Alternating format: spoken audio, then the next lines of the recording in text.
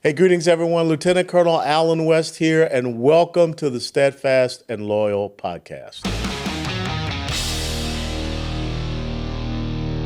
You gotta light 'em up before they burn it down. Better dig deep, put 'em in the ground. Blood on their hands, they're hellbound.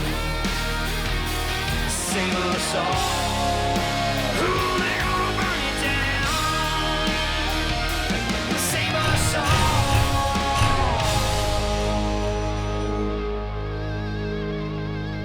before they burn it down.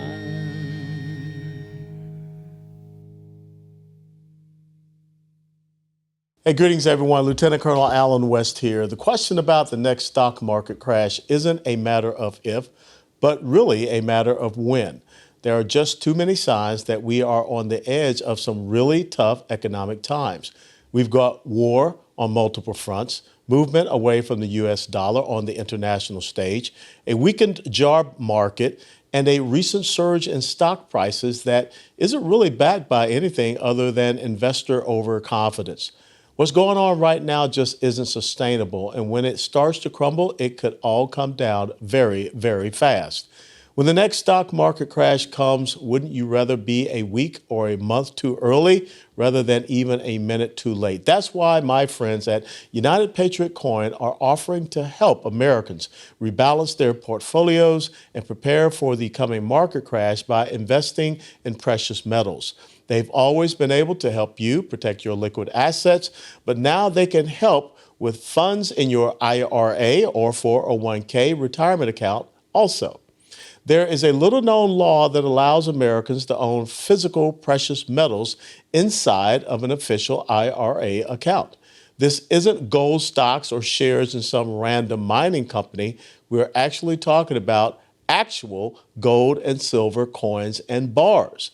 The metals you put in your IRA are the exact same ones you will get out when you take a distribution. You can even buy and sell within your IRA without the messy tax issues you have with other transactions. The experts at United Patriot Coin can help you through the entire process, from opening and funding the account to selecting the best metals to put into it. Visit UnitedPatriotCoin.com, that's UnitedPatriotCoin.com, or call their office right here in the state of Texas at 844-202-7834. As a special bonus, tell them that Alan West, the old colonel, sent you, and they will cover your setup fees on qualifying accounts. God bless you all. Steadfast and loyal. Hey, greetings, everyone. Welcome back to the Steadfast and Loyal podcast. We see what's playing out in New York City and several other places, Fulton County, the D.C. trial. Professor Alan Dershowitz, renowned law professor, constitutional law professor, has written a new book, Get Trump, The Threat to Civil Liberties, Due Process, and Our Constitutional Rule of Law. And he is one of the most celebrated lawyers in the world. He was the youngest full professor in the Harvard Law School history, where he is now the Felix Frankfurter Professor of Law Emeritus. He has many other New York Times best-selling books, but he is joining us to talk about this challenge that we see to our constitutional rule of law by way of the trials of Donald Trump. Professor Dershowitz, thanks so much for taking the time to be with us here on our Steadfast and Law podcast. Well, thank you so much for having me. I appreciate it. You know, I'm just confused, and maybe I'm just not a very smart guy because I used to jump out of airplanes in the military, but I don't see where this is a criminal case, what's going on with Alvin Bragg and what is brought forward. And furthermore, I know that this is something that many other jurisdictions have passed upon. What is the real impetus behind this other than, just the cursory, this is a politicization? What do you really think the left and this court is trying to go accomplish here? Well, first of all, if you flew airplanes and defended us flying airplanes, you have No, to I be very jumped out of smart. them. I wasn't smart enough to fly them. I just jumped out of them, You Professor. I was a paratrooper, yeah. fly airplanes, but I can analyze legal cases. I've been doing this 60 years now, defending cases, writing about cases, teaching about cases. I've never seen a case like the Alvin Bragg case. There is no crime. Yeah. What happened is they claim that he or somebody on his behalf called something a legal expense when it was really the payment of hush money to avoid a lawsuit, which is a legal expense. But the statute of limitations on that expired years ago. Yeah. And so to resurrect it, they had to make up a story that the only reason that he did this was to commit another felony. Now, they won't tell Trump what the other felony is. They're going to let the jury guess about that, whether it's a state felony, a federal felony, an election felony. But they have to get into his mind, and they have to prove beyond a reasonable doubt that the purpose was not to avoid embarrassment for his wife or his children, but only to help himself get elected. It's an impossible case, and any decent judge would have dismissed it out of hand. But this is Manhattan. This is a Manhattan DA elected and a Manhattan judge elected, and Manhattan jurors, 85% of whom hate Donald Trump and claim, even though some of them say they don't like him, that they can give him a fair trial. This is a kangaroo court. I found it interesting because you're right. You have to try to prove the mentality of a person. How difficult is that in a court of law? If you have a fair jury, it's almost impossible. If you have a jury that is biased against the defendant, they'll believe anything. And so we'll wait and see. It's possible there'll be a hung jury, you get one or two reasonable jurors, but it's also possible there'll be a conviction. I doubt there'll be an acquittal, but you never know. Now, this Judge Marchand, should he have recused himself? I mean, we hear a lot of talk about this. The fact that his daughter is a financial operative of the Democrat National Committee. Is he the right person to be sitting on the bench? No, he shouldn't be sitting on this bench. When you're trying the potential future president and the former president who's running in a very close election, you resolve all doubts against the appearance of bias. And here we have more than the appearance of bias. We have the reality of bias. He's shown so much bias. I mean, his daughter will benefit financially from a conviction in this case. And he himself has contributed, a small amount to be sure, to the Democratic Party. And he's on the bench because of the Democratic Party. So, yeah, I think he should have disqualified himself. Also, he should never have imposed the kind of gag order he did. Yeah. It's unconstitutional.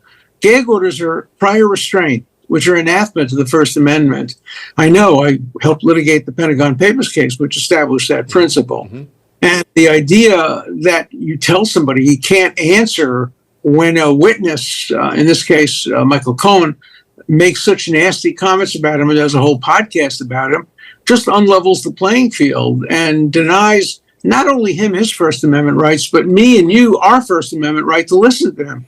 First Amendment is a double-edged sword. There's the right to speak, but there's also the right for us to listen and to be influenced by his arguments, and he's been denied that. You think about the whole thing of Judge Marchand now threatening Donald Trump with jail time if he continues to, quote unquote, violate this gag order. I mean, is this something reasonable, or is this some vain threat that he's trying to propose? I don't think he's going to put Donald Trump in prison. If he did, I think that would almost assure him the election. But judges think they're God, and they think they have the power to influence presidential elections. Trump has to obey the court order while challenging it. I think if he challenges it and it goes all the way to the Supreme Court will never uphold this order. It's far, far too broad. Yeah. But in the meantime, the judge does have the power to put him in Rikers Island. Imagine him having to go to Rikers Island with 16 Secret Service agents. That will be a real treat for the president. Now, when you think about not just this case, but also the case from Alvin Bragg, but also the case from the New York Attorney General, Letitia James, is this another instance of, a very weak case that for whatever reason is just meant to tie him up, is more so about public opinion than really about upholding the rule of law? Well, I named my book Get Trump from her campaign pledge. She campaigned on the theory of getting Trump. Both Bragg and James basically said, this is a paraphrase, basically said, look, we don't know if they did anything wrong. If he did anything wrong, we know we want to get him. And so we know the guy. Now let's try to find the crime or a civil fraud.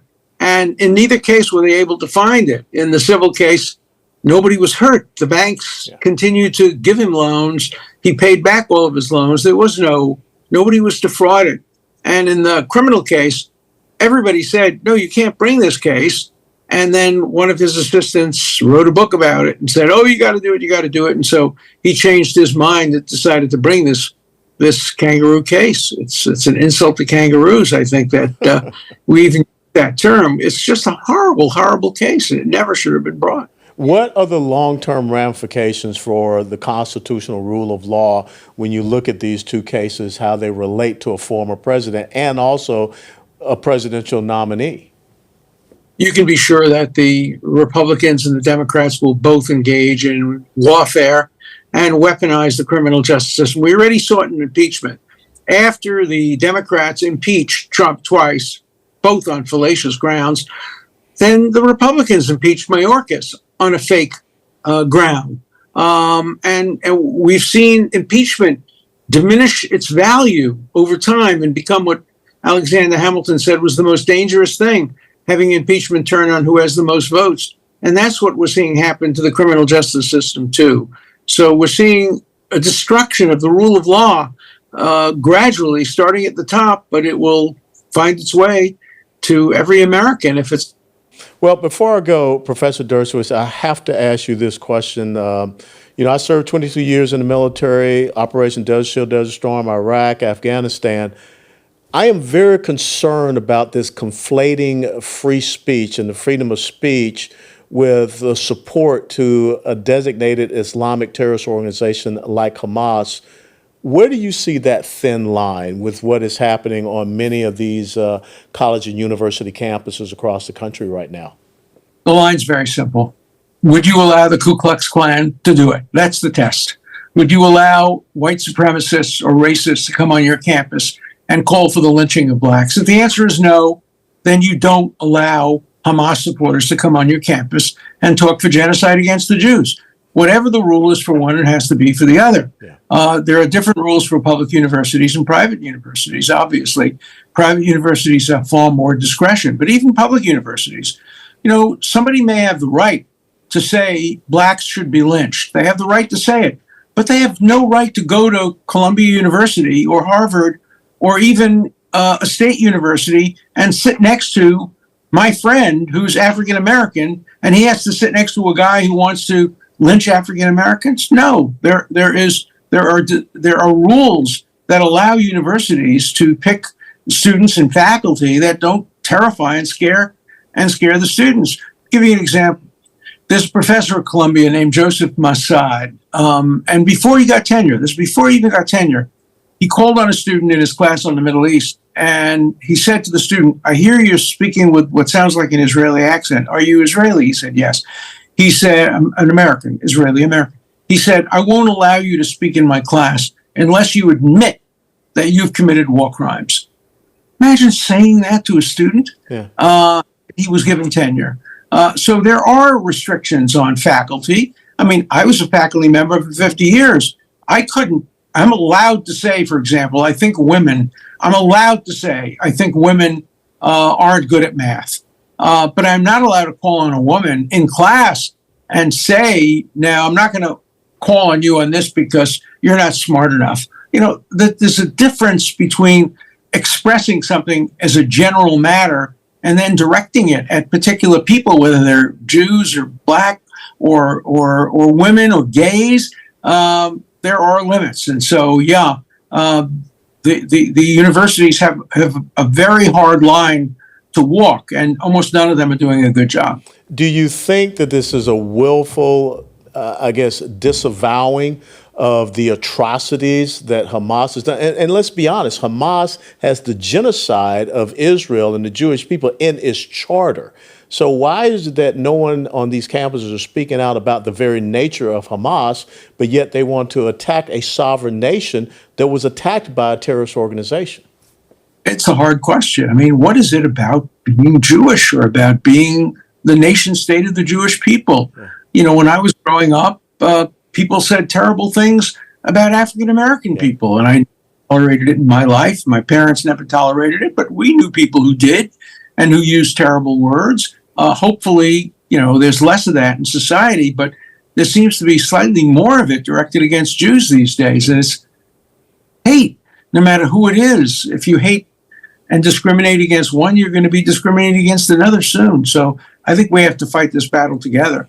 When you look at the recent anti-Semitism law that was passed in Congress, do you support that? Do you think that's a good start of where we need to take this issue? Well, I think the time has come to pass a law that puts anti-Semitism in the same category as other forms of racism and bigotry. You can argue around the edges about the definition or whatever. The courts will sort that out. But in general, this is the right time to include anti-Semitism among the various forms of racism that we condemn. Do you think it's going to get better on some of these college and university campuses, or have we turned a corner and there may be no turning back? I think it's going to get worse because these are our young leaders, and many of them have been propagandized, and it's become almost a cult to hate Israel. And so I don't think it's getting any better. I think there's going to have to be some real changes before we can see an improvement. I don't see it happening right now. Well, sadly, I have to agree with you that we have allowed it to get to this point. But Professor Dershowitz, where can people get the book, Get Trump, The Threat to Civil Liberties, Due Process, and Our Constitutional Rule of Law? Let me tell you where you can't get it. You can't get it in your local bookstore. The local bookstore will not carry a book called Get Trump. I know, we tried. Wow. But you can get it on Amazon. You can get it Simon & Schuster. Any of the online companies will sell it, and it's done. It's been a good seller on that. But you can't go into your local bookstore. They won't carry a book called Get Trump. So, sir, my final question, isn't that the pure definition of fascism? Say that again? Isn't that the pure definition of fascism, that you have people that are deciding that they're not going to carry your book?